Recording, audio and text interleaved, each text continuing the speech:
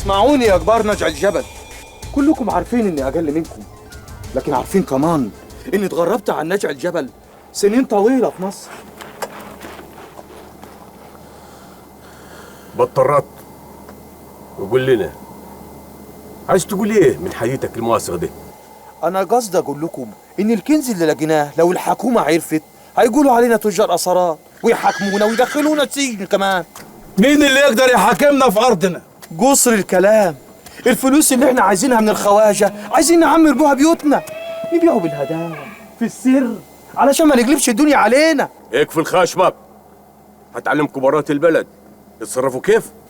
ماضي صح، بس هو ما عرفش يتكلم وعايز يقول اننا لازم نبقى يد واحدة قدام الخواجة، يبان ان احنا متفاهمين عشان يشتري وهو مطمن. صح والله يا كبير النجع، ربنا يحميك. لما هو كبير البلد ابقى ايه؟ ايه؟ تخات يا ريس بن غطي راسك من التكريمة.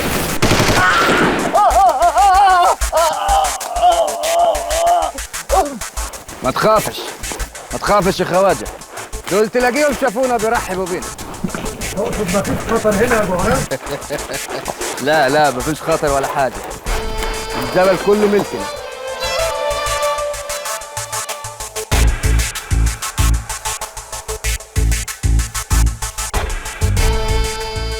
على فكره انا لو حصل لي اي حاجه انت واهلك في اسوان في ايدينا. عيب يا خواجه، انت امانه في رقبتي وده واكل عيشنا ورزقنا، وليك عليا اوصلك مطرح ما جبتك بامان.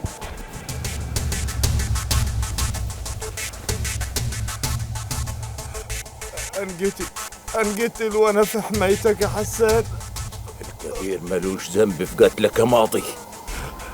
دمي في رقبتك يا حسان، دمي في رقبتك. أشهد أن لا إله إلا الله وأشهد أن محمد رسول الله. ماضي انقتل يا كبير، من داري غدر بيه وهو وسطينا، وده مننا. وعاش منكم يا ناجي. منكم كيف يعني؟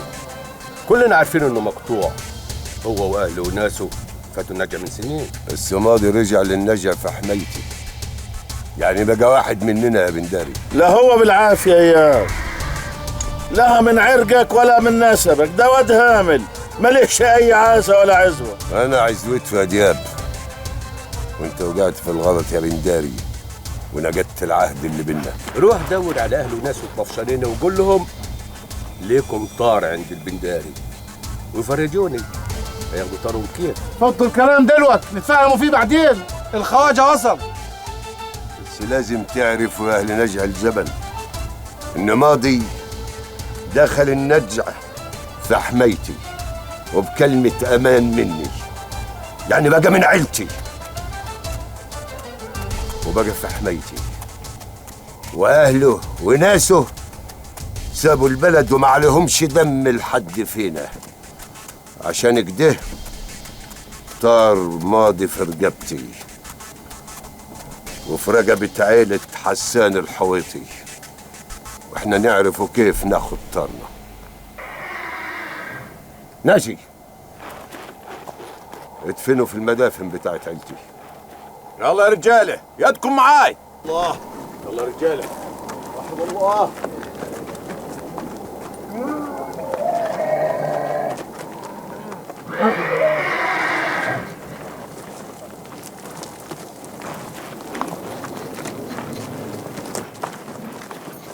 اوه ماي جاد، قتيل.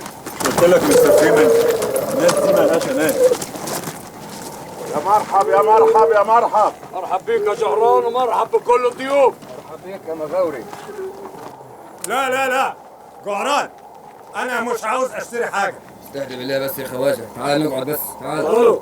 لا ما ينفعش. روق بس روق. لا انا لازم امشي من هنا حالا. يعني ايه تمشي؟ ها؟ امال شايفين؟ استهدى بالله بس يا ريس دياب، الراجل اول ما وصل لقى قتيل. خليه يقعد.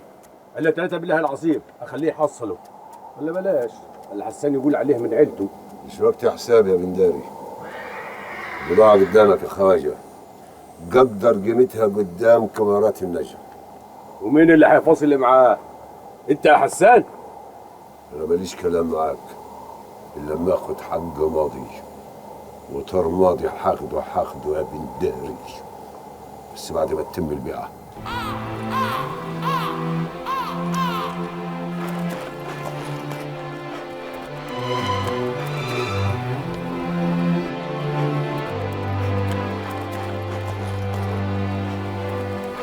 حرقوا يا رجاله.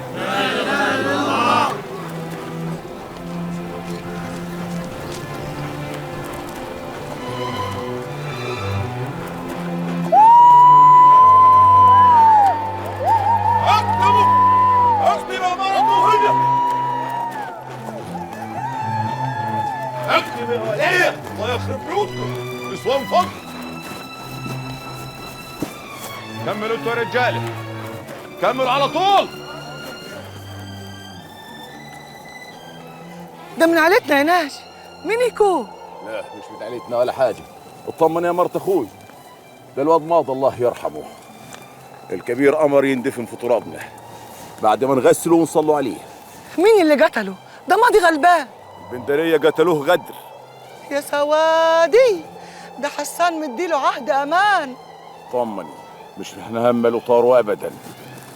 خلاص روح انت معنا سوين دلوك لغايه ما الضيوف ما يمشوا، وبعدها يحلها الحلال. روحي. مين القتيل يا وجيده؟ ده ماضي قتلوه البندرية عشان وحداني ومالوش عزوة. لا وانت الصادقه دي نيه ومبيتيني. شافوه ليله ما طلعوا الكنز واقف يتسامر مع مرت دياب البنداري. قلتيلي عشان كده اتلككوله وقتلوه عشان ينتقموا منه، عشان كان واقف مع مرت دياب. امال كيف سموهم البندريه؟ عشان بيعرفوا يداروا على فضايحهم. فكرنا مختومين على قفانا اياك. جعران، الحان يا جعران. اصبر بس يا خواجه، الا لقي لك حد يحمينا ويحميني معاك. وقعد يدك. خش عنا يا ريس حسان، عايزك تحميني من معلم بنداري وناسه. صبري نفد يا جعران، عايز اتهور.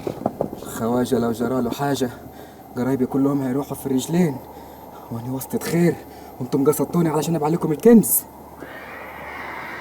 نزل سلاحك يا بنداري، الخواجه ضفنا. ايه؟ في حماك دي كمان ولا ايه؟ ما دام الخواجه دخل النجع يبقى ضفنا وفي حمانا كلنا. ده جاي يستغفلنا ويشتري بتراب الفلوس. بين البيع والشاري يفتح الله، والمعروف ولا معروف ولا متلوف. ما دام جاوا لحد هنا وشافوا الكنز بتاعنا يبقوا عرفوا سرنا، يا يشتروا بالسعر اللي احنا نقولوا عليه يا يتقتلوا. دي اثارات مالهاش قيمه، احنا بنشتري تاريخ مش فخار قديم. انا ما فهمش انت تقصد ايه. أنا فاهمك يا ريس دياب، الراجل ده عالم آثار، بيعرف التاريخ من الرسومات المكتوبة على الورقة والكتوبة اللي على التماثيل. فهمهم يا جعران، فهمهم ان الاثار دي بتاعت شخصيه مجهوله، ورغم كده انا هدفع كل اللي معايا. جو، هات الفلوس من العربيه. روح معايا دياب. ماشي يا كبير. احنا هنقسموا الكنز على العائلات الثلاثة، وكل عيلة حرة في نصيبها، تبيعه تخليه هي حرة فيه. وماله؟ نقسم الكنز، كل واحد ياخد حته بالدور. وانا خدت دي. عرعر. ايوه. سيدك بنداري اختار حاجات زينة. هو اللي ابتدى واختار احسن حاجه، وبعد كده كل عيله هتتفاهم مع الخواجه وتبيع بمزاجها وعلى كيف.